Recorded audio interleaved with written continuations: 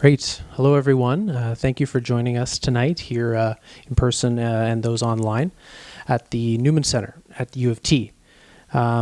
We are here tonight. My name is Peter Copeland, and it's my pleasure to bring you another Faith and Reason lecture series here, co-sponsored by the Newman Center, the St. Monica Institute, and Catholic Conscience.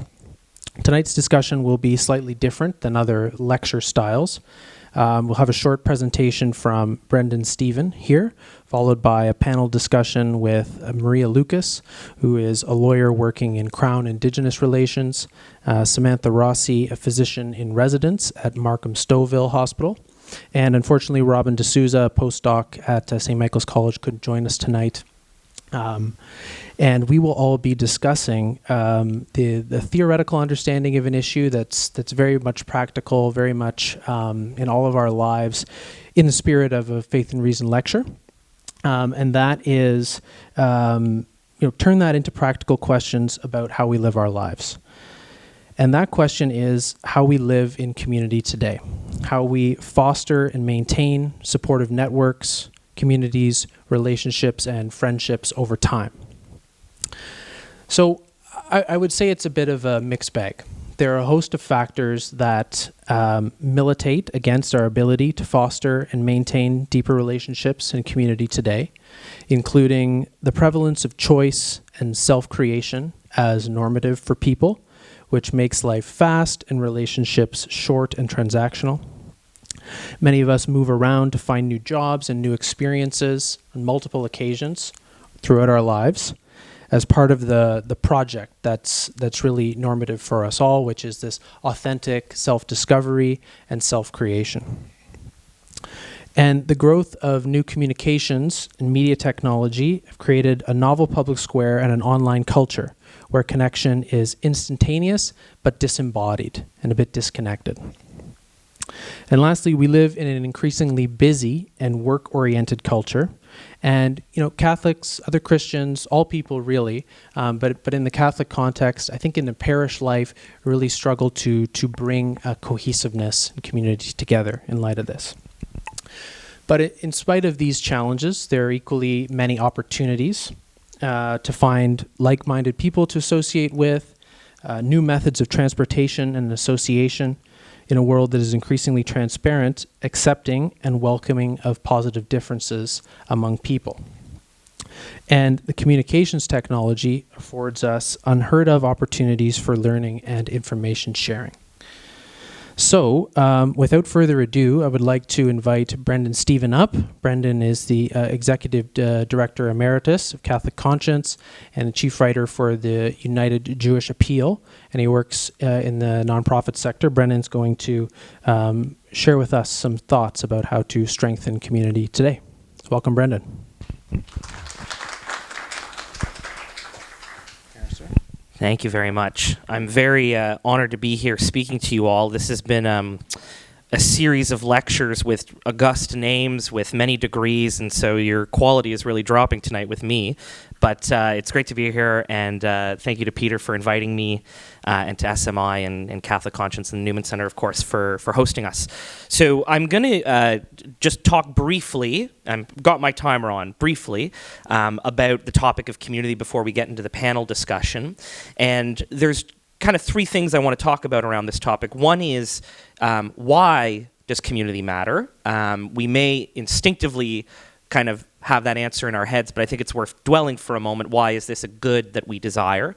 Some of the contemporary challenges to community, Peter's touched on this a little bit, and then committing to our church communities. So what does it look like in the context of us as a church, in our parishes, in the different Catholic institutions in which we find ourselves? What does that mean to live community as Christian disciples? So a lot of this I'm going to really focus on the church context, but really, this is, as Peter said, this is an issue that we face outside of the church context in our neighborhoods and our cities, and so this is relevant really for all of us, not just inside of church. I open with this quote because this is a quote that has been really central to my own spiritual journey.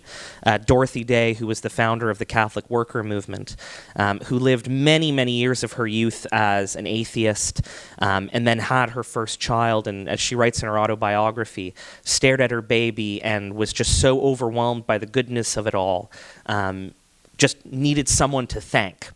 And that kind of represented a milestone in a journey that eventually brought her into the Catholic Church. But when she describes the overall arc of her spiritual journey, she describes it in such a way, I think, that is relevant for all of us in the modern world, which is that we have all known the long loneliness, and we have learned that the only solution is love, and that love comes with community. So that's what I'm going to talk about tonight, the loneliness many of us experience in modern life, and the love we find in community, and how community is a necessary part of that love that we know as the Trinity, the Christian Church. So why community? Why does community matter? This might be obvious, but it's worth dwelling for a moment that among the many things Christ did when he came to earth is he created a community. The apostles were a community of 12 men.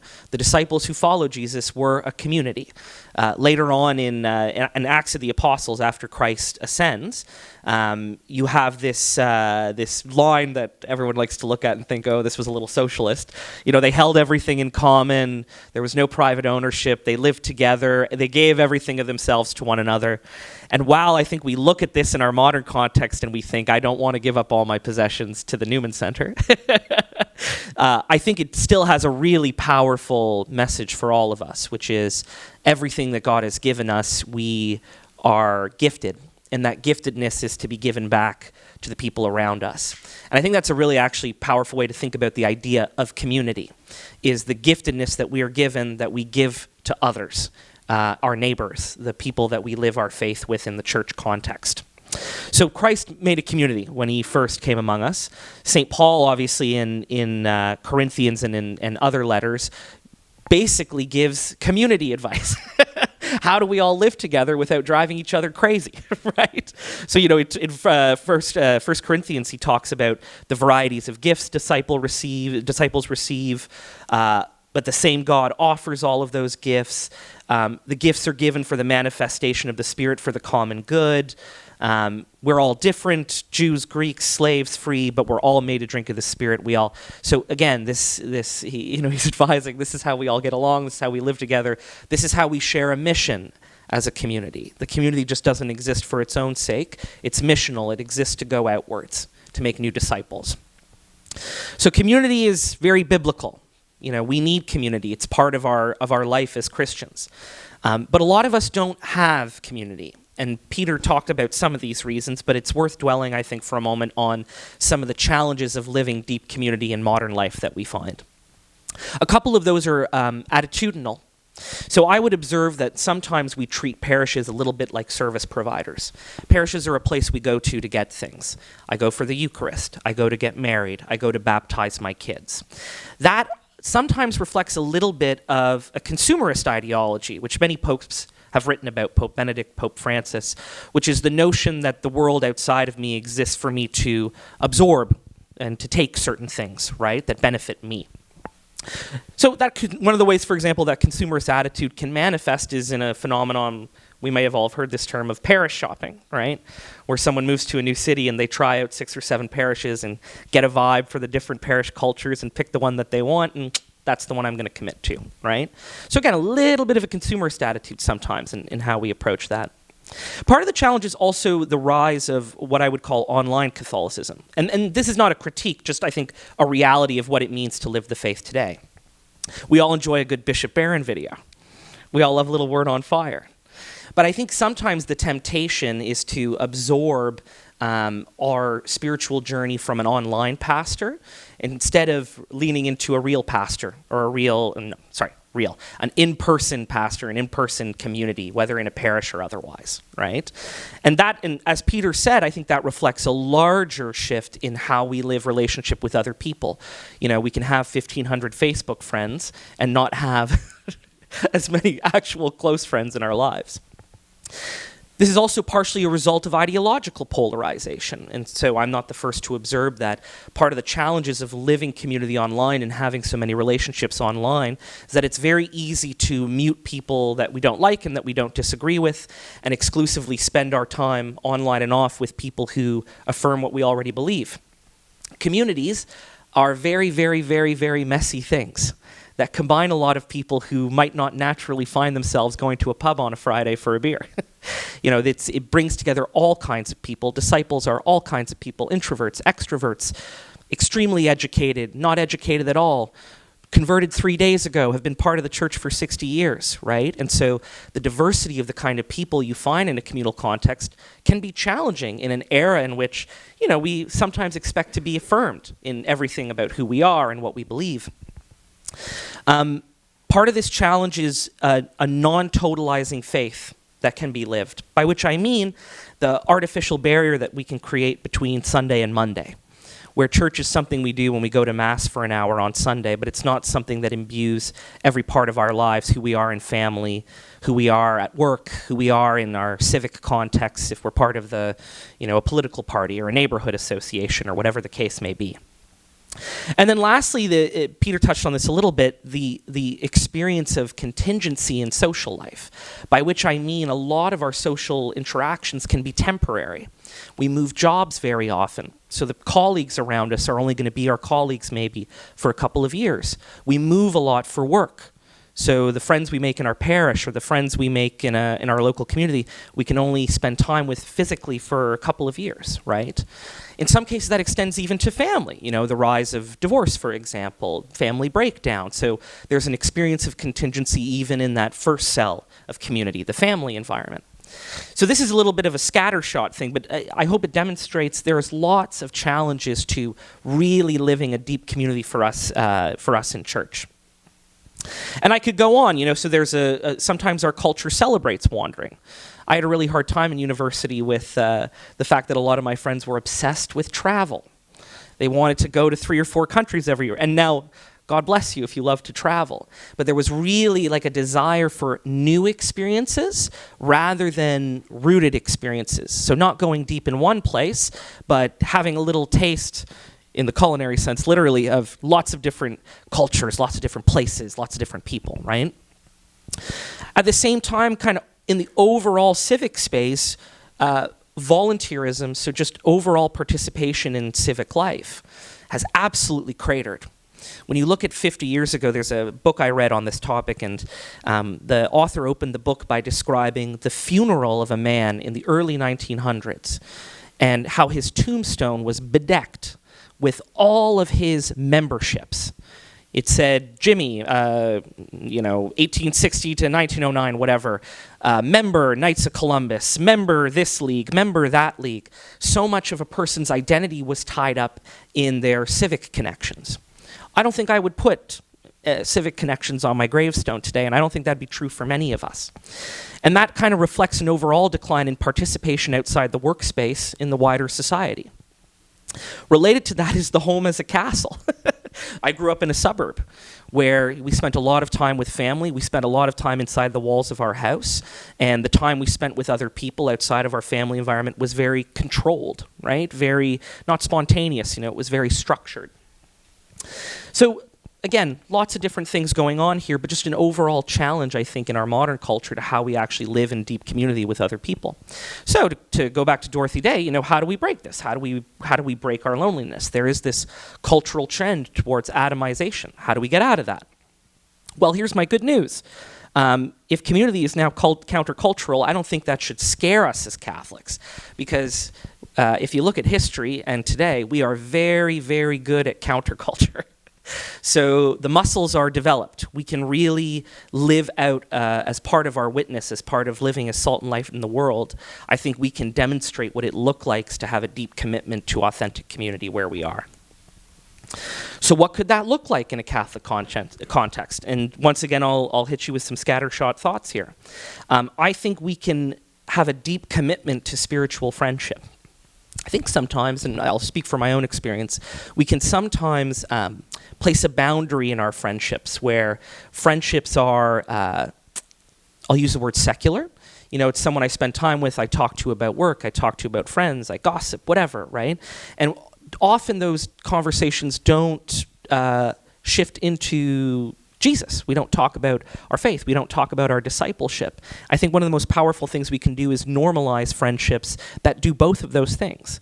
That we can not just talk about, hey, how was your weekend? Hey, how is work treating you? We can also talk about, hey, I was praying and I thought about you. Hey, I heard this in Mass. I read this in Augustine or something I was reading. Like, we can normalize spiritual conversations, especially in an era, I think, where there's less interest in spiritual conversations, especially among people who are not part of the faith community, right? Like I said earlier, we can embrace the messiness of community. When I wasn't a practicing Catholic for many years, and when I came back, one of the hardest things I found was spending time with people that I wouldn't necessarily be friends with otherwise, right? But you have to kind of embrace that a little bit. Like, Christ is going to constantly put in your path people who challenge you, who have radically different personalities from you, and there's a beautiful growth and sanctification in that, and that you have something to offer them as well. I think we can really renew the house church as a space for fellowship.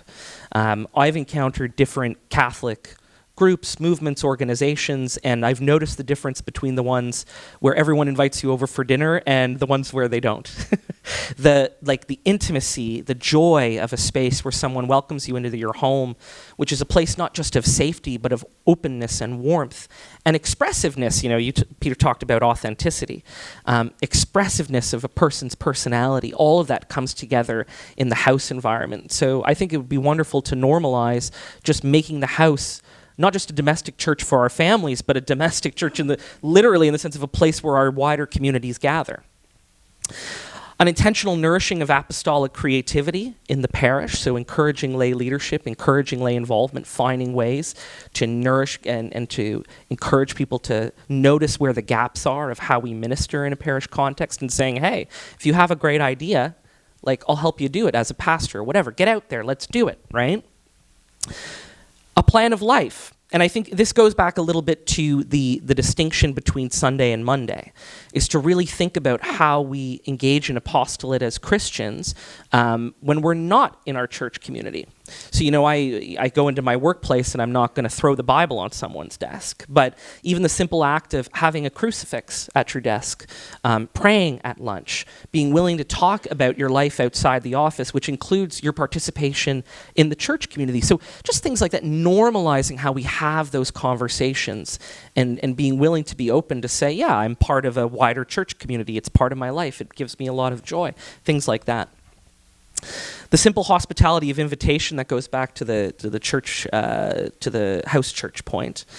And then again, I'll end with this, discerning deep commitment. I think this is probably one of the most countercultural things we can do, is to make the decision, if it's appropriate in our lives, to say, I'm going to make a deep commitment to a place, to a parish, to a people, to a cause that is going to take up some part of my life, perhaps for the rest of my life.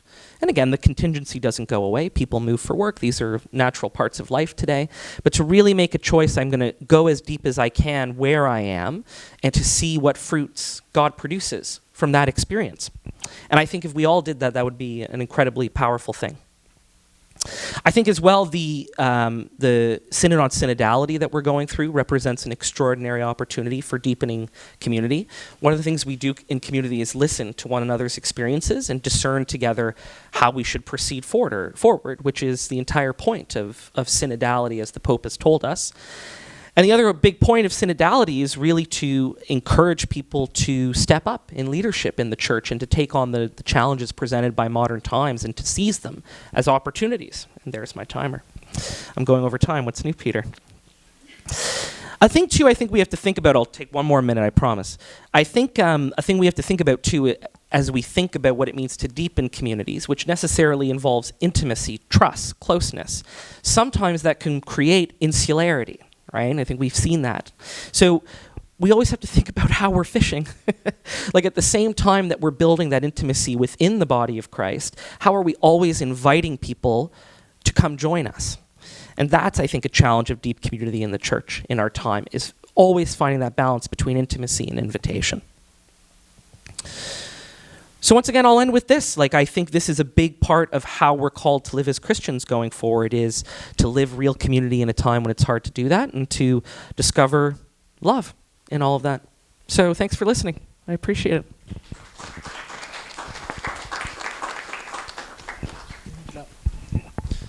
It's a beautiful image, so we'll leave that up. Thank you, Brendan, for a very vivid diagnosis, assessment of our times, and also remedies. So I'd like to spend some time discussing what you've presented for us with our panelists. And with the medical metaphors, we might as well start with you, Dr. Rossi. I didn't see that one coming. Brendan, that was fantastic. I think you touched on so many things that I know we're going to get into more depth throughout our conversation as well. I think there were a few things that stood out to me. That idea of bringing love into community and, welcoming people into our actual physical homes and acting with authenticity. I think that's what makes communities really remarkable. And I think just to add to that, and some of the missionary organizations that I've worked with over the years, one thing that they always tell us, because we're like, how are you so joyful? And how do you do things so beautifully together and have so much energy? And they always go to prayer. That's the number one thing fueling their initiatives, fueling the way that they love, fueling the way that they offer themselves to other people. We're not all called to be religious, but, spending some time in prayer every morning, half an hour. The missionaries do an hour of adoration every morning. I think that's just so beautiful. So kind of fueling yourself so that you're able to give of yourselves to other people is, I think, really important. The other thing that struck me was online communities. So yes, Word on Fire, I love it. Pints with Aquinas, I love it. I'm watching it all the time. And I think, there is a degree of community that comes from that, but these are people, by and large, that we're not actually meeting ever in person. And so, it's good to form ourselves and to inform ourselves through these sorts of mediums. But I think it's also important that we're investing, as you said, in person in our kind of physical environments and offering ourselves and giving of our gifts to the people around us. Over to you, Maria. Yeah. Turn this on. Yes. That was a wonderful presentation. There's a couple of things that struck me. One was around this notion of really rooting yourself where you are and really giving of yourself in that space. One thing I've been reflecting on quite a bit over this past year, and, full disclosure, my context is I'm an Indigenous person, and relationships are very central to our world view and paradigm and how we understand and live life. And I've been thinking about how that sort of worldview applies within a church context. And when we think about mission and missioning, right, there's this notion that you're in a place for a time and then you might have to move, right? And when I think about the church and the Indigenous community, maybe this is a radical thing to say, but I think that's one of the reasons why it's hard for the church to really root itself, because there's constant movement in those spaces. Priests flying in maybe once a month, right, to say Mass, right? And that makes it very hard to foster a relationship with the church, let alone produce vocations, right, in these spaces. So I understand the missionary spirit, and I understand that's part of what Jesus himself lived. But I think to pause and think about how that may not actually be beneficial for the growth of the church in certain spaces. And again, I'm speaking of the Indigenous context, because that's the context I operate in a lot. How that actually might be detrimental. So that was one thing I was reflecting on when you had talked about being deeply rooted where you are. And yeah, I agree with everything Samantha had just said as well. Finding that that balance between invitation and intimacy, not being so insular that you fail to go out at the same time. You have any thoughts on that, Brendan, before we move on? Move you along. Okay, well, I think, you've touched on many of the themes that we'll return to again. So before we do that, I'd like to ask the three of you, tell us a bit about your life in community, both in and outside of the church today and when you grew up. What are some of the trends you've seen? How would you characterize it? Is it healthy? And then secondly, what do you see among your peers and culture more broadly? What are the major trends?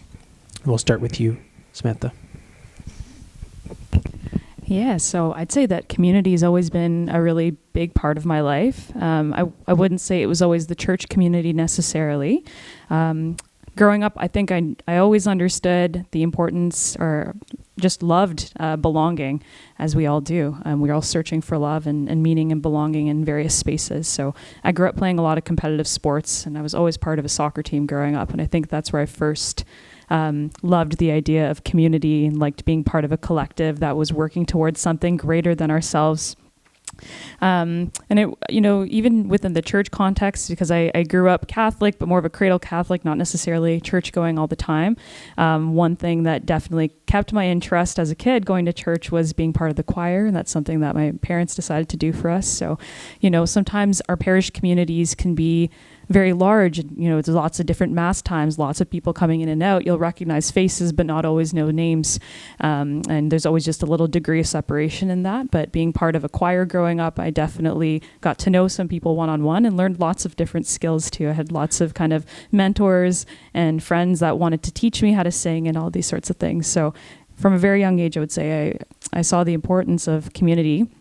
And I think that's definitely continued as I've gotten older. When I went to university, I really sought out a Catholic community while I was there. I knew that my faith was important to me, so I got involved in our Catholic chaplaincy at McMaster, and lots of other groups too. I have a whole list of things that I'm involved in that, because I really do think that belonging and, offering your gifts, but also receiving from others and kind of this give and take is important. So, our Toronto Catholic Doctors Guild, our Canadian Physicians for Life group, my friends, Missionaries of the Poor, lots of different groups essentially that I would say I belong to and that I try and invest my time in, both within the church and outside of the church. Just in terms of, the trends that I see, I think if I were to kind of characterize myself in a greater kind of context, I think maybe I'm a little countercultural or a little different. I think that most people probably aren't as involved in lots of different areas, or perhaps in secular culture, maybe not necessarily looking towards a church community. But I would say that, people are attracted ultimately to things that will be meaningful and that are going to feel authentic to them.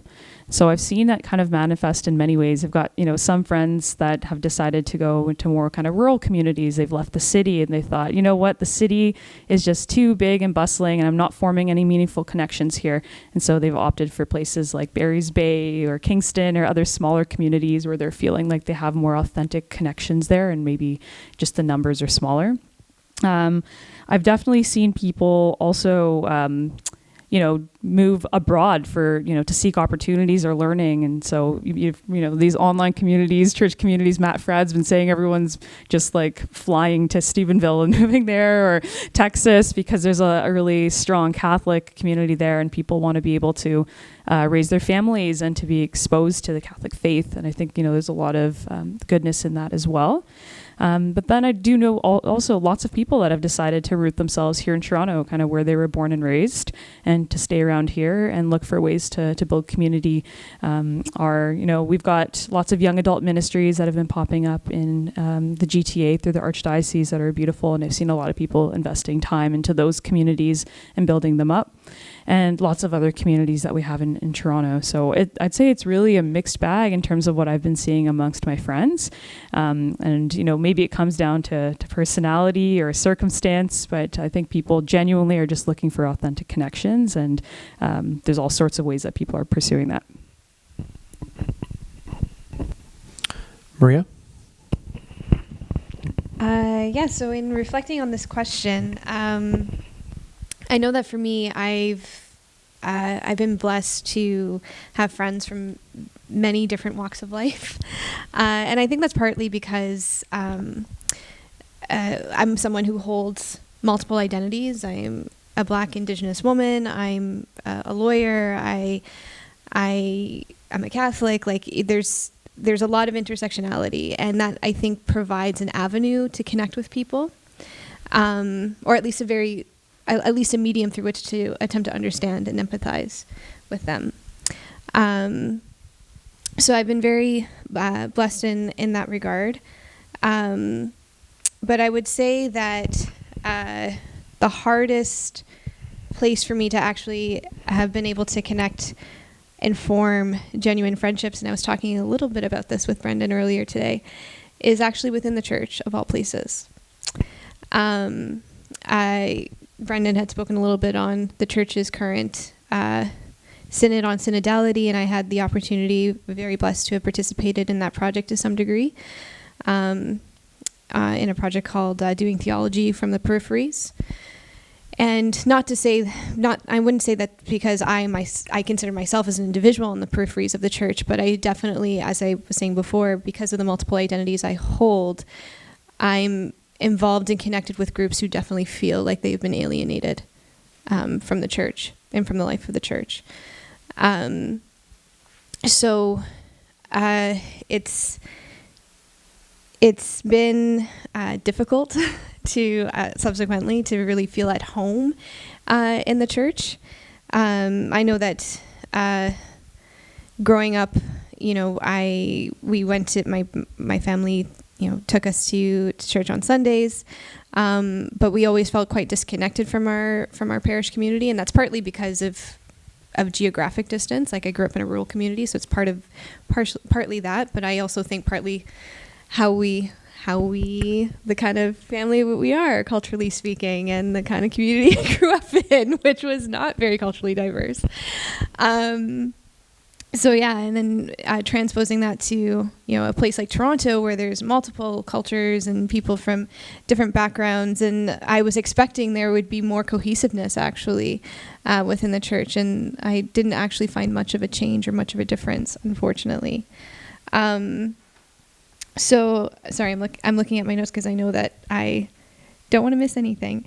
But in terms of looking at opportunities to connect within the church, is I've had the opportunity to work in youth ministry. So I was both a beneficiary of youth ministry as a high school student, and then I also worked in youth ministry as a young adult within the Archdiocese of Toronto. And I would say that experience exposed me to different sort of groups within the church in a way that I didn't expect.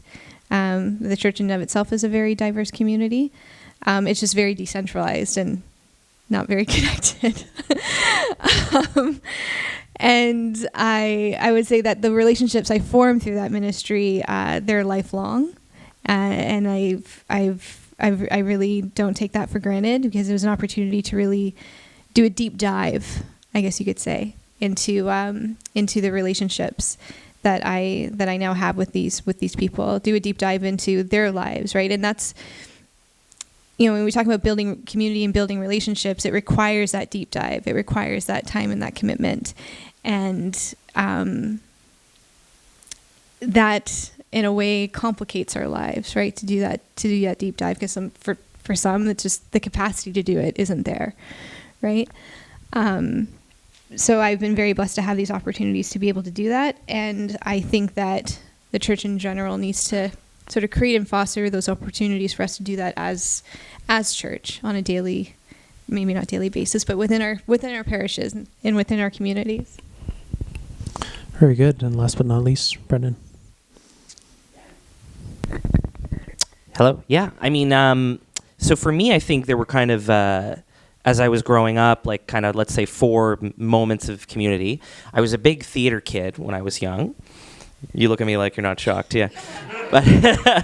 But what was interesting about that experience of community, if anyone's done theater, like they're very, they just like, they have an energy with each other that's really like palpable and powerful. And it's partially like when you're a bunch of weirdos, like you're like, there's just something beautiful about coming together in that. And just like, because, you know, when we were that age, like when you're a theater kid, like you feel like an outsider. And so like, there's really an interesting cohesiveness that comes out of that outsider experience, which that's a whole other conversation about community. My next big experience of it, like as when I went to university and started to go through professional life, I started my career in politics, so I was very, very involved in a political party from high school through university to the first couple of years of my career. And that is political parties are like a version of a community, and I'm being very careful as I say that, because they're a community that has a sense of their ends. Peter's favorite word, their telos, which is we have a set of ideas we share and we would like to win elections and put those ideas into action. And so there's a degree of cohesiveness within that, but political parties are also like notoriously factional. So within that, there are people with radically different ideas who would not normally find themselves in the same kind of room with one another. And so at the same time as you have that sort of, let's say, I'll use the word missional, that kind of outward missional focus, you also have this inward constantly yelling at each other. So, and what's interesting too about that experience of community was it was partially a professional one, which I think adds a very interesting element to a community experience. Like, I have some friends who work on Bay Street. One of them works for one of the banks. And what's interesting about when you work for one of the banks in Toronto is you could live your whole life in the professional circle of the bank. Not just in the sense of you could work for 50 years for RBC or TD, but like your rec league is, is literally different departments, like in the rec league, and the family get-togethers are with other bank employees, and the Christmas party is your big Christmas party. So you can have this, like, it's interesting how the professional element can kind of create this mix, and that was my experience with the party, where you were working all day for them, and then all your friends at night were in that same milieu. So it's a very kind of totalizing experience of community. When I came back into the church as a practicing Catholic in 2016 or so, this would have been, one of the interesting things about that experience was, to your point, like struggling to find a really, really deep community.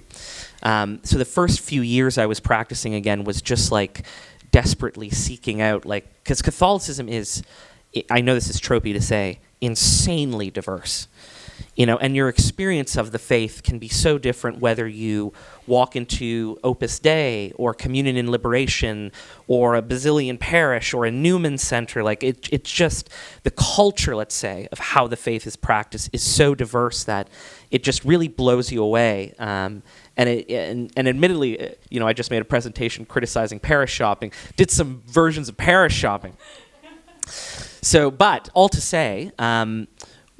To speak a little bit, actually, to your point, Maria, around how that can be a bit of a struggle, just that cultural diversity. At the same time that is very much true in my experience. On the other side, it does create this something I'd never experienced in my life, this interesting sense of solidarity with people you have nothing to do with. So, like, as an example of this, I saw on Twitter yesterday the Fiji's rugby team at the Rugby World Cups. Before every game, they sing a hymn together. And I don't understand a word of this hymn. I don't speak this language, but it's these, like, giant rugby, theater kid, didn't know a lot of rugby guys growing up, giant rugby guys, arm in arm in a circle, and they are just singing praises. And I'm watching this, and I'm like intensely moved by this.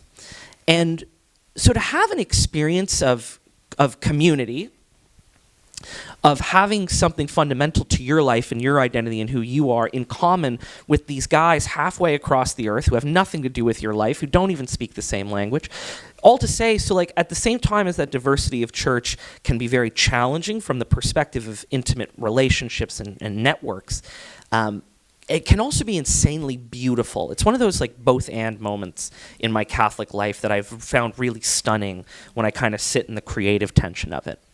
And now, yeah, like, you know, I've been really fortunate. Like, Peter and I are part of a men's group together. My parish experience has been one of deep community. So now I feel like there is the little bit of that rootedness that I feel in my kind of local context. So anyways, that's been my experience. Very good. Thinking back on the 3 now, I'm going to get out my community scorecard. And I think, you know, maybe Samantha and Maria, you had it earlier in your lives in the church, and without. Maria, maybe less so in your, you know, parish direct. And Brendan, like myself, seeker and searcher. But now we're doing much better on the community front. But I think, you know, maybe Samantha and Maria, it was kind of in the water and imbibed that, you know, all of these practices, there are things you did, things your family did because they were ingrained. Perhaps, maybe you can comment further. And, you know, some others, not so much. And I think this term, thick and thin community, it's something that comes up to describe different cultures and how they, you know, form, how porous they are, that sort of thing. That's a real differentiator here. So I want to ask you all about that question. So our culture, generally, not inside the church proper, but, you know, many Western cultures are described as thin. Thick cultures are ones, though, that have grown and developed over time. They're passed down through generations. Higher levels of homogeneity in cultural beliefs and practices. It can lead people to be closed off to the world, to cultivate a very strong sense of us, and, you know, negative portrayals of others, and also all of those wonderful fruits of community, which are attachment, connection. Really, a lot of the opposite of what many of us, you know, feel today, which is alienation and lack of connection. And that thin culture, yeah, it can be very dissatisfying. It can be very dizzying. And, you know, even when we don't integrate, it can even heighten social distrust. Now, I think, you know, many would describe the church as too thick in its contexts. But, you know, on the other hand, it exists all around the world and in many different manifestations, as you've alluded to. So it's just some of those thoughts about the differences between thick and thin cultures, you know, their advantages and their disadvantages. How do you think about striking the right balance between the two? What are some thoughts about that? Maybe we'll start with you, Brendan. Yeah, I mean, I think it's a very nuanced thing to contemplate and to think about. I mean, so one of the things that defines any community, and we can use the church as an example, one of the things that defines any community is boundedness. I think sometimes our world doesn't like thinking about the fact that, you know, social groups have borders around them, but just borders are reality of social life. One of the things that defines a community is there are things that define a person who's part of the community, and there are people who are outside of that boundary, right? You know, in a church context, you can have the most on-fire convert on God's green earth. He read scripture yesterday and he's ready to go. He believes, God bless him, but he's still got to go through an RCIA process before he can start receiving the Eucharist. So all communities have boundaries. So boundaries are not a bad thing. The question, I think, really becomes, what are the barriers to entry? And are they barriers to entry that affirm the values of the core of the community and the values of participation, or are they things that kind of arbitrarily leave you outside? And I was talking about this. This is the missional component, right? So if I may engage in a poor man's version of apologetics, you know, this is one of the problems with the notion of predestination, right? Is that boundary of who's allowed to be saved and who isn't is predetermined, and therefore we're the good guys, you're the bad guys, God bless you, good luck, right? That would not be a missional church if we were to believe that theologically. So there's a real, there's a nuance here, and there's a struggle with this, is to always be negotiating that it's tension, and it's in a good sense of the word, it's a tension. The tension between how do we define who we are, what do we believe, how do we act in the world, how is that cohesive, as cohesive as a church of 1.2 billion people can possibly be, while at the same time always looking outwards and inviting people in. I think sometimes the mistake we make in the church is to think of hospitality and invitation as like just being a nice dude and offering a person a coffee after mass, right? But actually, I think part of what makes the church attractive and what helps others encounter Christ outside the church is the cohesiveness that is internal to the community, right? We believe certain things. We behave in certain ways. We have a relationship with Christ and with the church that has certain determinations and limits, right? And I think that is one of the things that makes people want to participate, rather than just affirming, let's say, any old thing as something that can be part, or a behavior or a value or whatever the case may be, that can be part of the church community. I don't know if that made any sense, but that's the nuances of that, I think. Yeah, there's a proper boundedness, and there is one that excludes arbitrarily. I think that's really rich, a good way of thinking about it. Samantha? Yeah, totally agree with you. I think there's going to be a lot of both and kind of statements this evening. Yeah. So, there is a beauty that we have in passing on our culture and our church traditions. And at the same time, each of us needs to be really mindful of the risk that we have of perhaps excluding or closing off our communities to people from the outside. And I think really what it comes down to is how we approach the people that we meet. So really trying to strive for virtue all the time and not getting complacent. I think about my grandparents. They were, both sets were immigrants to Canada in the 1950s, 1960s.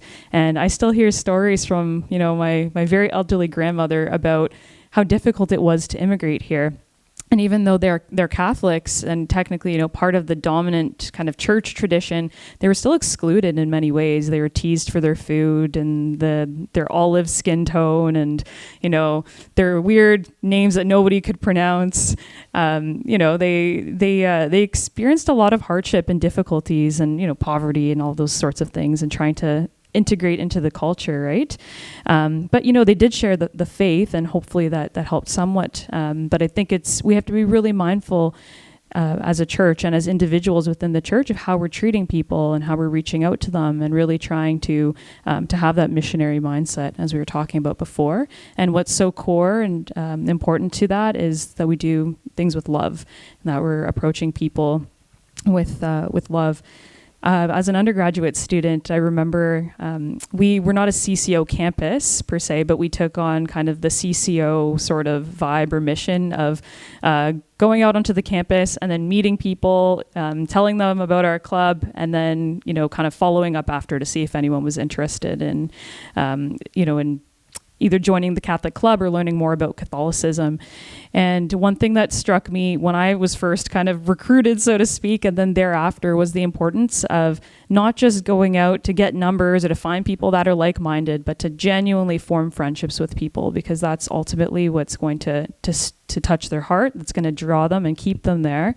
And again, it's not meant to be just a way to get numbers, or it's really meant to, help us to grow in love and to grow in virtue, and to, show people the love of Christ and to introduce them to it so that we can continue to grow. So I think it's really important in all of our interactions to remember why we're passing on our traditions and our beliefs, and to invite people, of course, having those boundaries in mind. We don't want to, there's definitely the threat these days of secularism kind of taking over, but we do at the same time have to have those boundaries, but really be open to inviting people and approaching them with love. Yeah, so many thoughts, nuanced and both and all the gray in between. But one thing that I was reflecting on when thinking about this question is how, particularly, just to kind of go, trying to tie two questions together. So your question about modern trends and thick versus thin culture. And one modern trend that I've found and that I think is sort of leading to this a thick culture, is people solidifying community around personal identities. And I know that I'm about to contradict myself, because I just said that the fact that I hold multiple identities has been helpful in terms of connecting with people. So it's not to say that you should not form communities based on personal identity, but I think the danger in doing that is that you can formulate these thick cultures that become insular, and that you end up there's a danger of closing yourself off from other people. So the church can do that and is notorious for doing that. But we can also see that outside of the church, and the trend that I see is certainly around personal identity, whatever that may be. Maybe it may be on the basis of race, sex, sexual orientation, whatever it may be. So I think that once we do that, there's a danger of plateauing in terms of your growth as a human being. As you were saying earlier, Brendan, like when you came back into the church and you were genuinely seeking out connection, you found yourself talking to people that you otherwise wouldn't have spoken to, right? And I think that's good. That's what we're called to do. That's what we're meant to do. Evangelization is a conversation, right? And you're not going to be able to have that conversation if you're just in an echo chamber. And I just think that this trend of forming communities solely on the basis of personal identity is drawing us away from that mission. And I think we need to figure out how to ensure that our personal identities actually service it. One follow-up for you, Marie, in particular, on this question of intersectional identities and really diversity within a unity. Toronto, very multicultural city. Canada, many other Western nations are, have had for many years large levels of immigration, and this brings, many great boons. Positive acceptance of people. Broadening your horizons, a kind of dynamism to the culture. And you've also described a couple times tonight finding that in there being so much variety, you might say, or maybe groups in particular that you could identify with, that has increased social connectedness for you. But I think it's fair to say many people would observe factors that and realities that it's very much the contrary in other circumstances. Really, because there are so many people moving around all the time, different beliefs. It's just more difficult to share spaces together, from shaking hands differently to different worldviews, right? And I think integration is very key for finding that healthy balance. But I wanted to ask you in particular, what do you find that in our current state here in Canada, the multicultural diversity, the pace or the current state of it is increasing or making it more difficult to form tight communities? Yeah, no, that's an excellent question. And I think that what's key in terms of forming an integrated community, one that's cohesive, is obviously an openness to the other, an openness to understanding the. Sorry, I'm distracted. So openness and understanding of the other. And I know that that's not necessarily easy, right? That's like we talk about community and unity and diversity, and that's like Canada's catchphrase, and it's really hard. That's actually a really difficult thing to do. Unity and diversity, there's inherent tension in that. And that inherent tension, I think people have a hard time feeling that or living with that, and so that's why they sort of just revert to the communities that they feel more comfortable in and talking with, hanging out in echo chambers.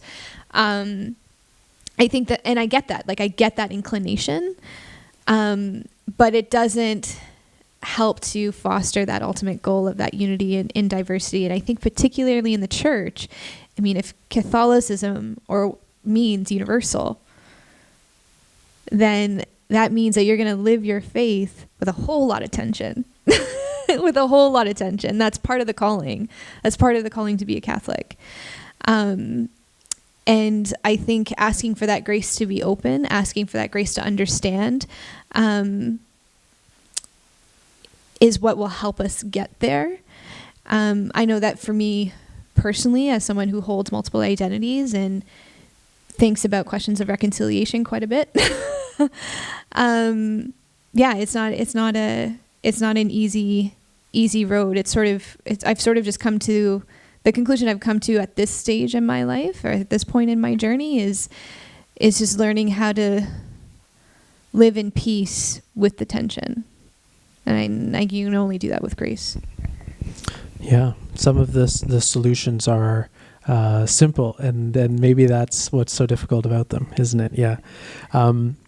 Two questions: friendship and commitment.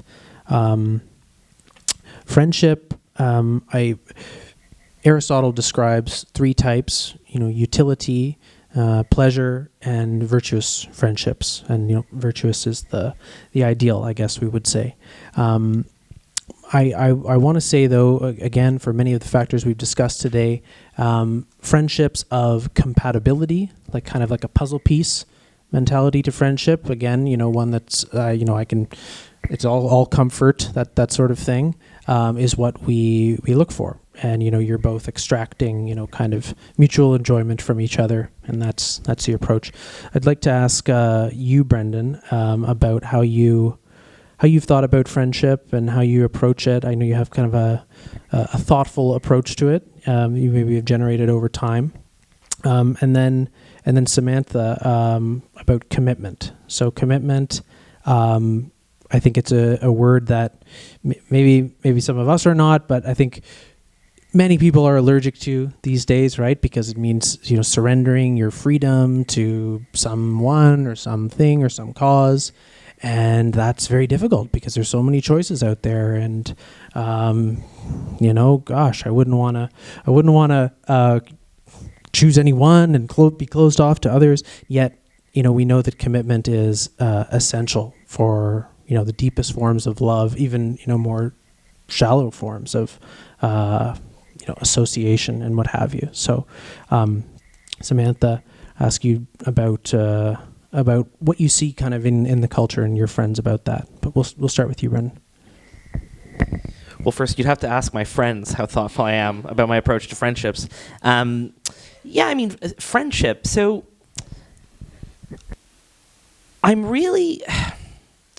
So I've lived in a few different cities now and spent a good deal of time in each one. And I'm sure this is a very common experience, so this will not be alien to anyone. The strange experience of living in a place, becoming very good friends with someone, and then moving away.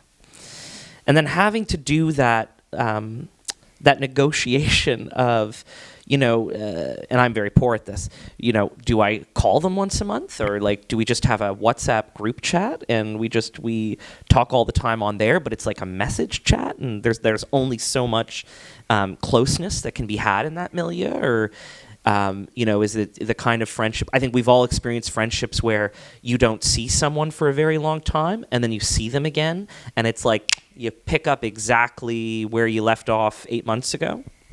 So I'm really struck by the resiliency of friendship in that sense, of how when a real connection is made, how that can even sort of withstand the test of time in many ways. But it also, I think, it falls into the our approach to friendship can fall into that trap of contingency that we experience in all of our lives, and it's one that I experience all the time, which is at different times of life, it's easier with certain friends, right? They happen to be in your work. They happen to be your next door neighbor. They happen to be your college roommate, right? And so we're always kind of in that flux of who is close to us and who is far away from us, and how do we navigate that? At the same time, though, I really find, as at least in my own spiritual journey, the presence of friends has been the presence of Christ for me in just a really unique way. When someone who really loves you and cares about you and wills your good says that right thing to you, in a spiritual conversation or otherwise, says that right thing to you, shares that right insight, offers that right critique, or that right, you haven't thought about this, or perhaps you should stop doing that not nice thing. Like that's one of the great things about being married. you figure that one out pretty quickly. But so friendship is such a privileged space, I think, for not just our sanctification, but that missional piece that we've been talking about all night, that reaching outwards. I think the thing I struggle with a lot since I came back to the church is having so many friendships from a time in my life in which I wasn't Catholic, and them not always reflecting the fullness of my faith that I'd like to live. On the one hand, so there's the bounded community side of me.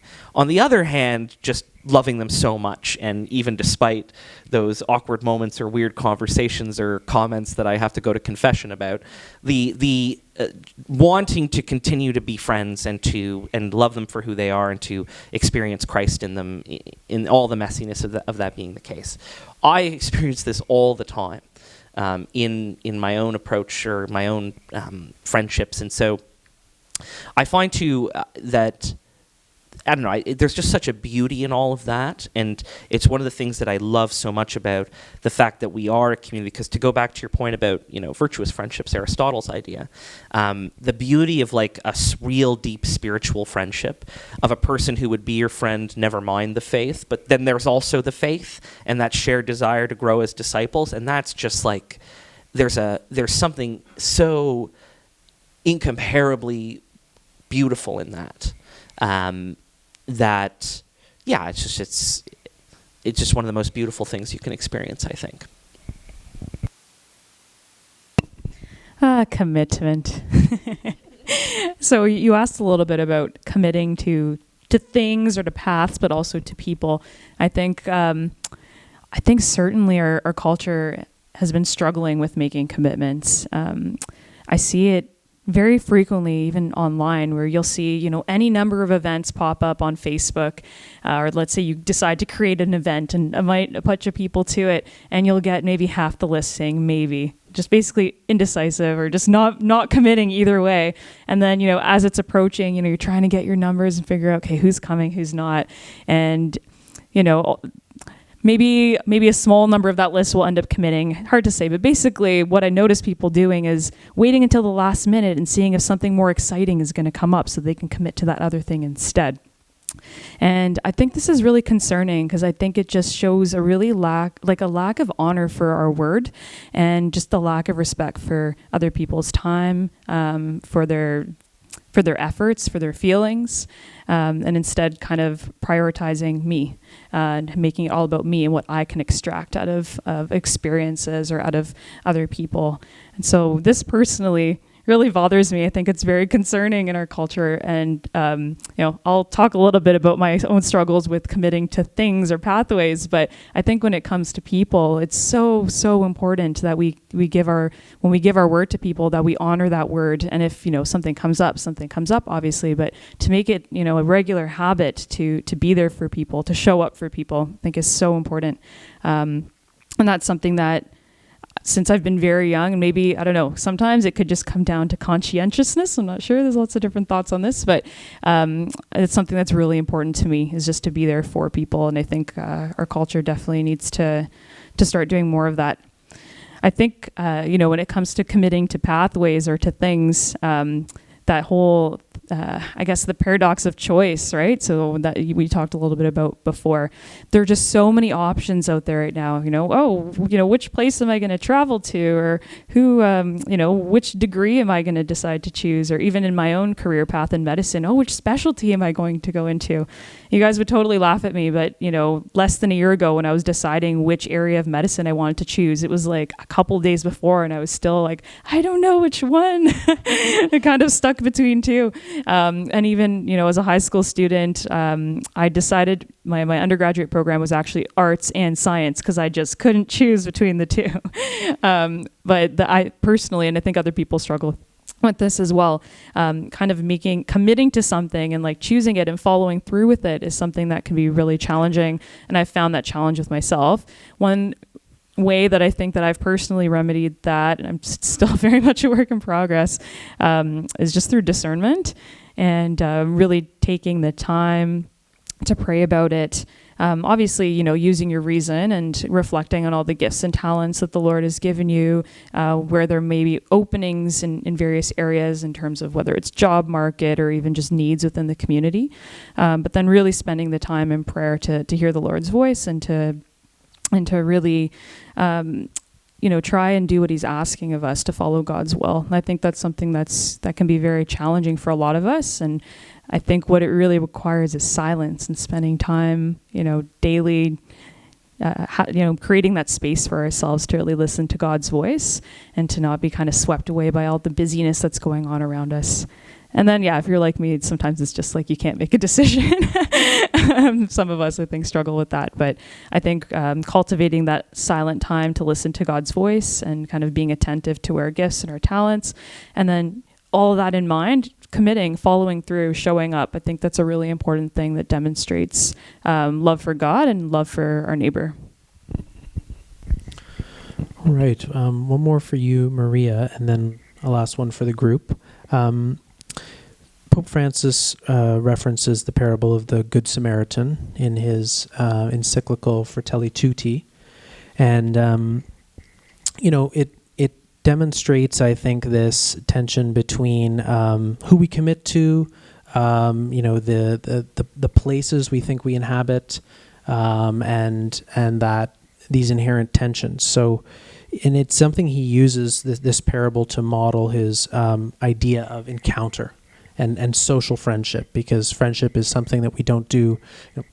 Our friendships are with select few people, but we really ought to try to broaden that as well in a certain way. So a few things stand out about the parable. First, it involves people who are religious and from different groups. So the Samaritans themselves are quasi-pagan outsiders of the Jews of the land. And second, it models for us the fact that we always have to start right where we are with our neighbors. It's very easy, again, due to the prevalence of choice and opportunity, to become attached to abstract values that we associate with, and we care a lot about that group or that thing. Yet we don't even know our neighbors, or we pass by the Samaritan. That's all too easy. And I think the point of stressing it in the encyclical is that to foster encounter and closeness, it has to start primarily right there, right where you are, with people who are different from you, with people who are your neighbors, who are working and living where you are. I would suggest this is a contemporary phenomenon that is increased. We can live somewhere and not know any of our neighbors and not really care about them. So what do you make of that, Maria? Do you find it accurate? And if so, what are ways people can re-engage with the local? Yeah, so just reflecting on my own lived experience, I mentioned earlier that I grew up in a rural community and not in an urban center. And so I think just by virtue of that experience, it was hard to not know your neighbor. Like, it just wasn't an option to not know your neighbor. We definitely knew our neighbor. It was like, literally I could walk over and like ask them for a cup of sugar if we were out. Like that was just the kind of tight-knit community that I was blessed to have grown up in. Pending that we had good relationships with this particular neighbor, we didn't always, because my dad is a farmer and sometimes the pigs would get out and the other neighbors would not be very happy. But the point is that we knew each other, right? We knew each other.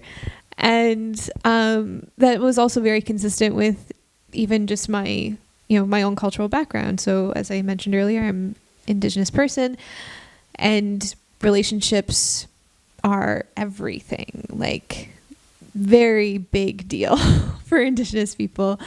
And I think it lends itself well to intense living, to live in relationship, to live with a view towards the other. And this is definitely not something that I've seen applied in my urban experience. When I moved to this city to pursue post-secondary, people, particularly in Toronto, tend to be just very, almost seemingly disinterested. Everyone kind of, and I get it, everyone's bustling about, doing their own thing, very busy, going about their own business, but not really taking that time to look at who's right in front of you. And in terms of how to remedy that, I don't have the answer.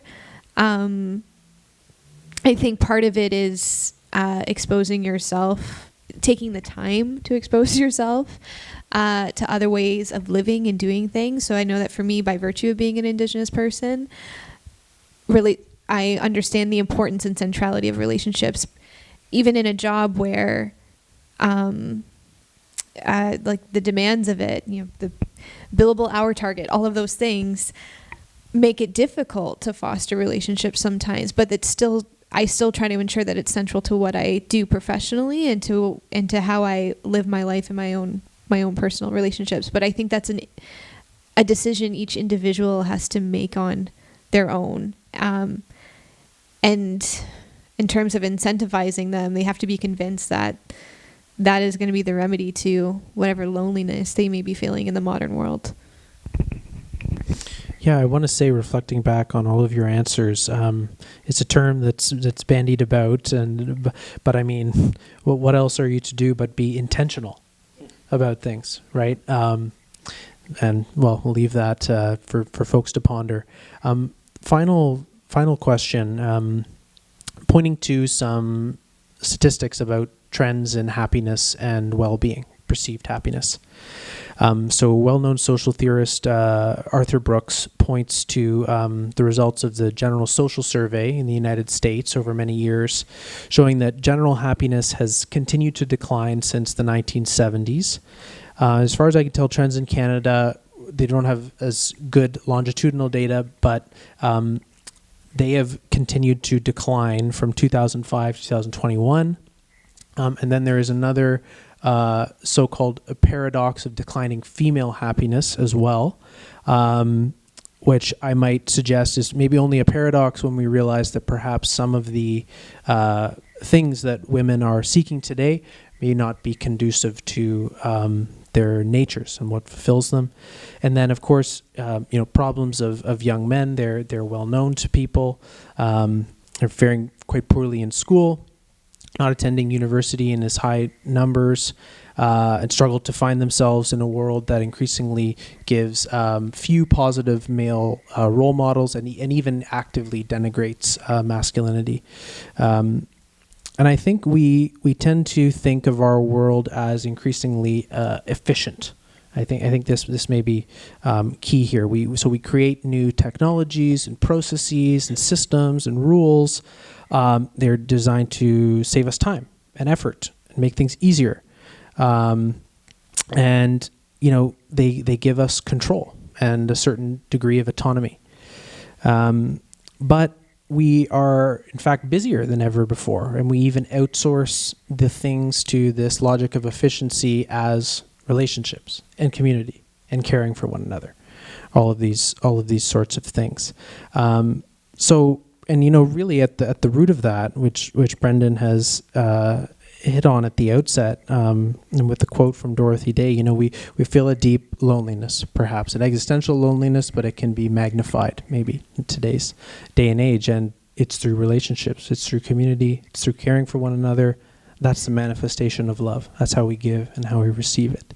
So that's my little point to you. Do you think that's maybe an accurate description of what may be driving some of the perceived loneliness, perceived unhappiness in people?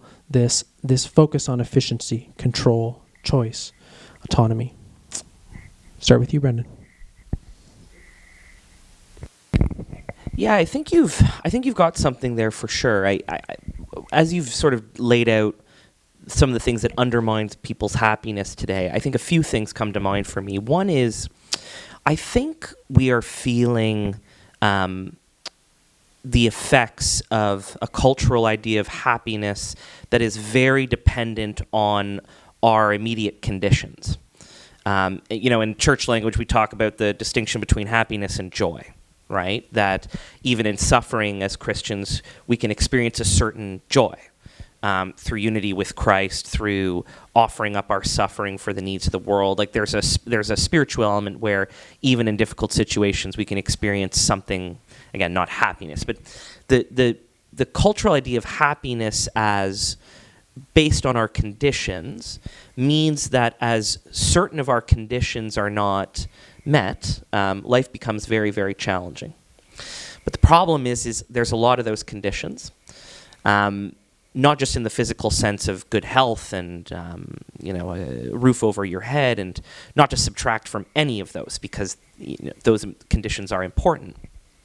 I think it extends even to a certain kind of spiritual poverty where we don't have a language for the meaning of existence, the purpose of life, what we're made for, the fact that we have souls. So when you don't have that kind of overarching map of what it means to be human, it is very easy to fall into ideologies of all kinds that tell you that your happiness is contingent on something that's always dying.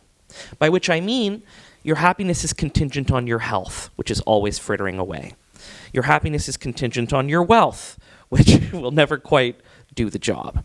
Your happiness is contingent on your reputation through your work, that you do something prestigious, but you're always, slowly and steadily marching towards no longer being at the top of your professional field or whatever the case may be. So we place our happiness in these things that are dying. And then we're shocked when, for example, to bring in a separate issue, we read stories since Canada legalized euthanasia federally that people with serious mental health problems feel lonely, alone, unsupported, and decide that the best solution is to seek their own death. That's not, to me, a shocking outcome of a society that doesn't offer a path to joy for people.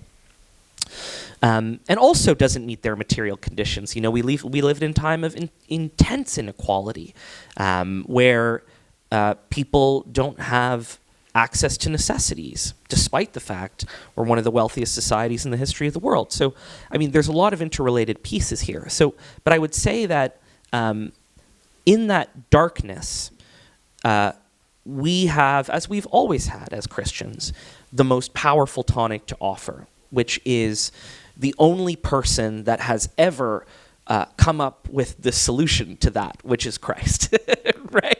It's been true. It was true in 0001 BC, and it's true today, right? Or AD, sorry. But so I think, I think we have there's such spiritual poverty in this time, not in the good sense. There's such spiritual deprivation in this time that I think preaching the gospel, always important, but I think there's so much more space for it now in that context of what we've lost. Yeah, I think you've made some really good points here. There's one that I guess I wanted to focus on that I kind of was reflecting on. We try to look for happiness in lots of places where we're not going to find it. And I think one area that I've been pondering is on kind of career and careerism. And it's interesting that you kind of bring up this idea of, maybe males as they're younger, like not doing as well in school and university, maybe not getting those jobs that they want or that they need to provide their families. And then on the flip side, women that are kind of outperforming males in school and then ending up in really high profile jobs and maybe not finding the satisfaction that they want from those jobs. I also recognize that I'm saying this as like a young professional doctor and as a woman, and it's, not meant to be a contradiction, but maybe it is. Both and. I'll have to say that, I think we can try to put or try and look for happiness in places that we're not going to find true joy, actually. I love being a doctor. It's great. I get to help people. It's very service oriented. And I think as a woman, one of my kind of best traits of us women is that we're very nurturing, and I feel that I get to bring that to my work every day when I'm working with patients and comforting them through their illnesses. And so I think it's a really beautiful vocation, but there are definitely struggles, and I won't say too much more about this, but I think it's really great to be able to look at some of the lives of the saints and see what they've done. And I think of, in particular, Saint Gianna Beretta Molla. Some of you may be familiar with her, but she was a young Catholic doctor saint in the 1900s, and she worked as a physician for many years. She got married, and by the time she had her fourth daughter, unfortunately she passed away shortly after that, but the plan for her and her husband was actually for her to significantly cut down on her work, or perhaps even stop working altogether by the time she had her fourth child. And again, I'll leave that kind of for everyone to ponder, and it's something I'm still actively working through in my head about where I see myself in my professional life. But when we're thinking about where we find joy, and maybe not just kind of fleeting happiness, but true joy, I think it's in community, and probably the most fundamental or important community there is the family. And so I think a lot of us are, it's very tempting to look for happiness in other areas, and for us to think, like I can earn lots of money too or whatever, but it's not ultimately what's the most fulfilling thing. So something for all of us, including myself, to keep pondering. You guys have all expressed amazing thoughts. I think that for me, if I were to diagnose, not that I'm a doctor, but if I were to diagnose this issue, I think, as Brendan was saying earlier, it definitely comes down to, I think, spiritual impoverishment and a lack of sense of purpose or mission or direction in life. And I know that for me, I had read somewhere that, at least in the Catholic context, there's people who are, I shouldn't say born with, but who have instilled within them a very strong sense of mission or a strong sense of vocation. And I've always thought the two were like one and the same. And they are, I think. They're definitely related. But I, from a young age, understood that I had an obligation to my community. I had an obligation to my nation, and a lot of Indigenous children tend to be raised in this way, with a very strong sense and obligation towards the collective. If you want to read Jody Wilson-Raisbald's book, The Indian in the Cabinet, she talks about it quite a bit. And I was able to, rely on my faith to direct me towards that path. And then I ended up in law school and practicing Aboriginal law, a whole underlying purpose of which is reconciliation of Indigenous Crown relations. So I was very blessed just by virtue of how I was situated in life. But I understand that not everybody is situated in that way.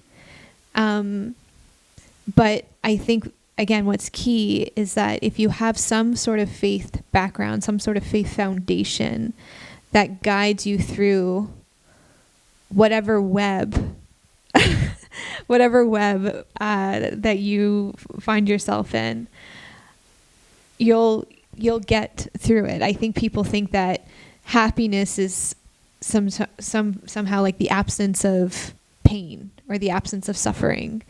And it's like, no, no, it's definitely, I think you can experience joy for sure. But also happiness, even amidst the pain and the suffering. That's one thing my dad used to always say, you have to find joy in the suffering. You have to find happiness in the suffering. And yeah, not everyone has that formation, unfortunately. But yeah, I would say that that's the underlying problem here. I probably sound like some preacher. People need God. Like, that's just it. Like, that's just what you need. Or some like wherever you draw your faith from, whatever source that it is. I also, I have two roommates. They're both Hindu who are very faithful Hindus. And I can see how their faith informs their relationships and everything that they do as well. So whatever source of faith that you're coming from, we're talking about in the Catholic context, but whatever guides you along your journey, you have to, I think, be able to draw from that source, draw from that water source, whatever it is. Wow. Well, thank you so much, all of you, for such thoughtful comments. Really moving personal anecdotes as well, making it vivid and real, and, showing us joy is found in community, joy in suffering, and in all of those units that, the family, friends, broader society that can be messy and challenging, that is the way. And thank you all for joining us. It's been great to have you here, and we'll look forward to the next Faith and Reason lecture in January with Professor Randy Boyagoda. More news on that to come. We will wrap up with a closing prayer. The Father, the Son, the Holy Spirit. Amen. Lord, Holy Father, you who are a blessed Trinity, a unity of persons, in your very self, you show us the meaning of love, the meaning of community and relationship. May we always turn to you for that perfect example of joy in community through suffering. Amen.